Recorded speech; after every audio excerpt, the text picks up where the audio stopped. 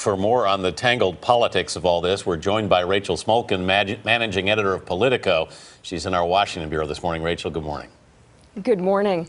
Rachel, what's going to break this paralysis? I mean, it's pretty apparent that both sides really aren't talking to each other at this point. What changes that? We really don't know is the unfortunate answer to that question. We're at the end of week one, no end in sight, and no clear strategy for getting out of this. As long as Republicans continue to insist on defunding Obamacare, President Obama's signature legislative achievement, it's hard to see how we break this logjam. And it's not just the government shutdown. We have another fiscal fight looming, the October 17th debt default. It looks like both of these fights could get rolled together into one giant mess here in Washington. Obviously, so much of the criticism is about politics. People saying, well, Obama doesn't have a re-election, and people pointing to the fact that a Republican presidential candidate would have to cater to the Republican base, the active base, who's saying we don't want this health care law to pass. So I guess my question is simply, is there more going on in the Republican Party than they're letting on right now?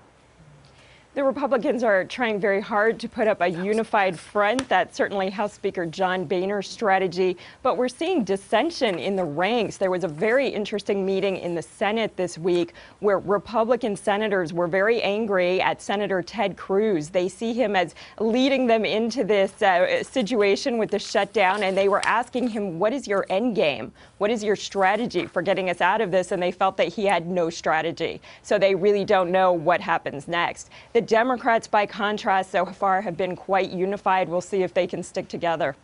Rachel, there were reports this week that Boehner said that he would not allow the government to default.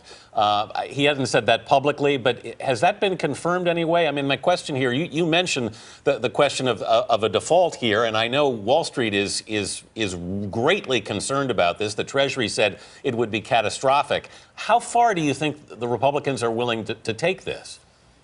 Speaker Boehner has said he doesn't want to default, but there were some mixed reports about exactly what happened in that meeting. And again, no clear strategy for getting out of this. There's been some talk of a grand bargain. Remember those words? We kept hearing them over and over. They resurfaced this week. There are some preliminary talks about a larger budget deal, but so far nothing concrete. And there remain major differences between the two parties on those issues. So, Rachel, in 95-96, the conditions were better, and it lasted 27 days.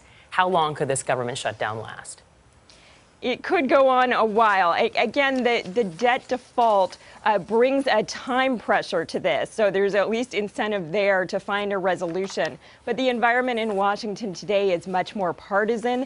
The relationship between the president and the Speaker of the House is different than it was back then, and redistricting has played an important role in this. Many Republicans, conservative Republicans, are from districts where their constituents don't want to see an end to the shutdown. They think their leaders are doing the right thing. So that, again, takes away some of the public pressure for those lawmakers to find a solution. Rachel Smolkin, thanks so much.